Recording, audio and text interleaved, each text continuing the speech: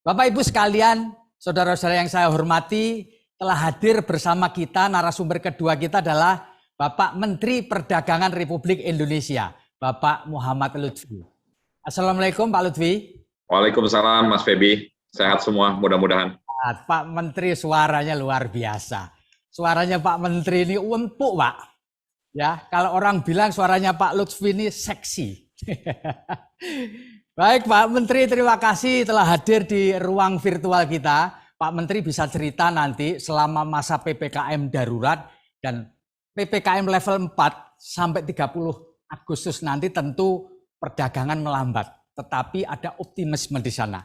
Pak Menteri silahkan menceritakan apa yang telah, sedang, dan akan dilakukan Kementerian Perdagangan untuk memulihkan perekonomian masyarakat, termasuk bagaimana supaya pertumbuhan kita di bidang ekonomi tetap bisa berlangsung, Pak. Silakan Pak Lutfi. Ya, terima kasih Mas Febi. Seperti yang diutarakan oleh Bapak Menko Perekonomian Pak Luhut Panjaitan tadi. Jadi memang challenge kita itu adalah bagaimana kita bisa hidup berdampingan dengan pandemi yang kita hadapi sekarang ini. Jadi kita sudah lihat rumusannya bahwa tanpa putusnya mata rantai COVID-19 ini akan menjadi sangat sulit untuk kegiatan ekonomi berjalan. Ya. Jadi Mas Febi, kalau kita lihat kemarin misalnya pertumbuhan ekonomi kuartal kedua dari tahun ke tahun dibandingkan periode yang sama tahun lalu, Indonesia telah tumbuh 7,07%. Ya. Dan tetapi memang kalau dikatakan itu low base itu karena memang di kuartal kedua tahun 2020 itu memang rendah sekali, minus 5 ya. Nah, tetapi kita bisa lihat daripada rumus-rumusnya. Jadi kalau yang berdekatan dengan Kementerian Perdagangan daripada rumus PDB kita itu adalah konsumsi, kan rumusnya adalah konsumsi ditambah dengan pembentukan modal bruto atau capital formation, investasi, ditambah government expenditure, ditambah ekspor, dikurang impor. Nah, yang berurusan dengan Kementerian Perdagangan itu dua. Satu konsumsi, dan yang kedua adalah ekspor dikurang impor. Nah, kalau kita lihat ekspornya, Mas Febi, maksud saya konsumsinya tahun kuartal kedua 2021 ini, sebenarnya angkanya sudah lebih baik dibandingkan dengan kuartal yang sama tahun 2019 sebelum COVID. Jadi pada tahun 2019 pertumbuhan kuartal kedua konsumsi kita itu hanya 5,6%. Sekarang ini 5,93. Jadi artinya konsumsi kita sudah balik kepada sebelum COVID. Dan kalau kita lihat juga sekarang indikator-indikator lainnya. Misalnya saya selalu melihat satu pertumbuhan daripada sektor pergudangan dan logistik. Itu tumbuhnya sudah lebih dari 25%. Pertumbuhan daripada sektor perdagangan lebih dari 9,4%. Kemudian pertumbuhan daripada industri pengolahan lebih dari 6,5%. Kalau kita lihat juga sekarang sektor lebih subsektornya lagi, misalnya contohnya penjualan mobil kuartal kedua, Mas Febi, itu sudah naik lebih dari 7 kali lipat dibandingkan periode yang sama tahun lalu. Motor itu sudah lebih dari 2,5 kali lipat dibandingkan sama periode yang lalu. Jadi kita sudah melihat bahwa sebenarnya sudah terjadi perbaikan dalam ekonomi kita. Tapi apa yang terjadi ketika datang varian baru, semua ini sekarang ini kita sudah tutup kasarnya 5 minggu tutup PPKM secara total di level 4, dan ini sekarang baru terjadi perbaikan-perbaikan. Dan memang dengan disiplin yang tinggi, sekarang angka sudah melandai, Jakarta sudah di level 3, mudah-mudahan consumer confidence kita atau kepercayaan daripada konsumen kita bisa kembali balik. Jadi Januari Februari itu poinnya cuma 88. Kemarin di kuartal kedua sudah naik jadi 107 dan pastinya akan turun secara drastis pada saat PPKM ini terjadi, terutama 5 minggu pertama. Jadi Mas Febi, ini yang sedang kita kerjakan, kita lagi genjot supaya orang bisa berkonsumsi lagi, menggerakkan industri, menggerakkan perekonomian kita, dan memajukan pertumbuhan daripada perekonomian. Pak Lutfi, saya boleh tanya ya Pak Lutfi? Monggo. Pak Lutfi, apa yang Bapak rasakan ketika kita memasuki gelombang kedua COVID-19 dengan varian barunya yang bernama Delta yang diawali awal Juli tahun 2021 sampai kemudian 2 minggu yang kemudian, Pak? Apa yang Bapak rasakan? Karena semuanya tiarap, perdagangan tiarap, industri tiarap, lalu kemudian hanya beberapa toko saja yang buka. Apa yang Bapak rasakan? Apakah waktu tidur Bapak bisa terkurangi nih gara-gara second wave ini, Pak? Saya sebenarnya prihatin sekali, Mas Febi. Kenapa? Karena sebenarnya pada saat itu semua indikator perekonomian Indonesia sudah membaik. Dan apa sebenarnya yang terjadi dengan perang dagang antara China dan Amerika Serikat, sebenarnya kita ini sedang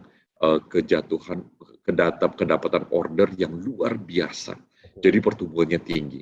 Dan orang-orang pembeli-pembeli luar negeri itu percaya kepada Indonesia, meskipun dalam situasi apapun kita tetap bisa berproduksi dan menghasilkan produk-produk terbaiknya. Jadi ekspor dari Indonesia itu sangat ditunggu-tunggu karena reliable. Nah, ketika tutup, saya itu dari pertama kali saya sudah concern sekali. Dari hampir 4.000 pegawai di Kementerian Perdagangan, itu 10% Mas Febi kena pada bulan Juni akhir awal Juli. Jadi saya sudah bisa melihat bahwa penularan daripada COVID-19 varian Delta ini sangat contagious, sangat menular, dan sangat masif.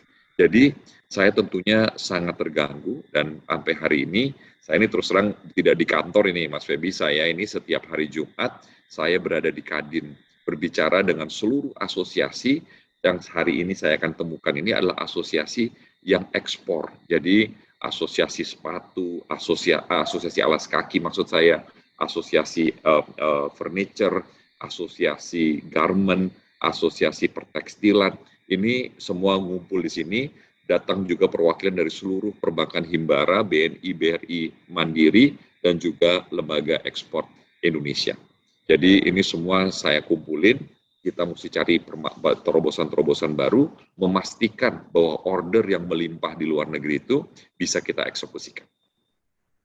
Baik, Pak Menteri, ada sedikit lagi pertanyaan Pak Menteri. Pak Menteri, Kementerian Perdagangan kemarin juga sudah mulai menggelar acara yang disebut dengan Pelangi Sulawesi, dengan pameran UMKM dan seterusnya. Apakah ini pertanda bahwa gerak perekonomian kita sudah mulai jalan, sehingga program Bangga Buatan Indonesia dan Bangga Wisata Indonesia mulai bisa dijalankan, Pak Menteri?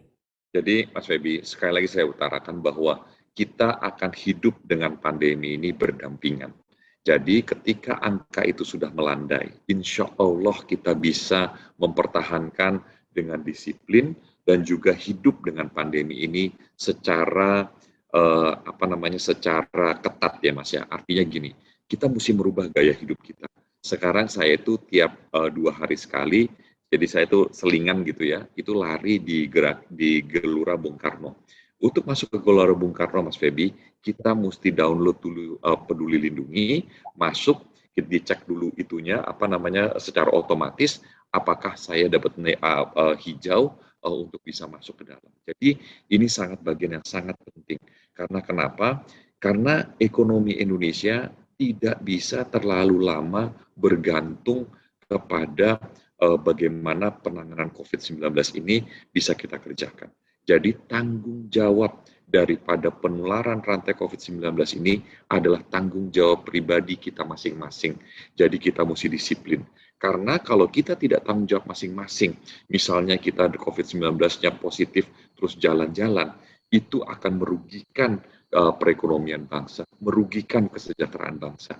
Jadi saya minta tolong Mas, kita mau jalan, biarkan, makanya kayak kemarin Pelangi Sulawesi itu kita laksanakan acaranya meskipun sebagian dengan hybrid. Kenapa? Karena saudara-saudara kita di Sulawesi, terutama di Sulawesi Utara, itu perekonomiannya terganggu, karena wisatanya terganggu, ekspornya terganggu. Kita mesti kembali, dan kita mesti kembali secara bertanggung jawab.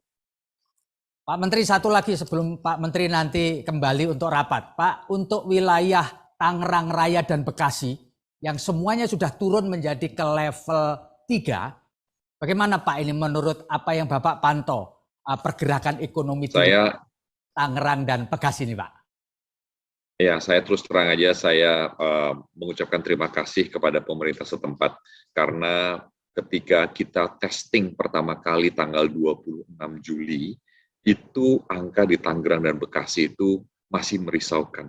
Tetapi hari ini sudah melandai secara bersamaan dengan Jakarta, Dengan begitu aglomerasi daripada Jabodetabek ini mudah-mudahan bisa kembali normal. Angkanya belum sebagaimana angka sebelum Hari Raya Idul Fitri, tetapi menuju ke sana. Jadi saya mengucapkan terima kasih. Dengan begitu saya bisa membuka pusat perbelanjaan dengan lebih tenang, dan mudah-mudahan dengan disiplin kita semua, kita bisa membuka gerakan ekonomi ini secara masif, secara besar, dan mengembalikan lagi perekonomian rakyat yang lumpuh sebelumnya menjadi lebih baik. Terima kasih Pak Menteri Perdagangan Republik Indonesia, Pak Muhammad Lutfi. Kami berharap Bapak dan jajaran tetap sehat dan terhindar dari infeksi COVID-19 apapun variannya. Salam sehat Pak Menteri. Terima kasih.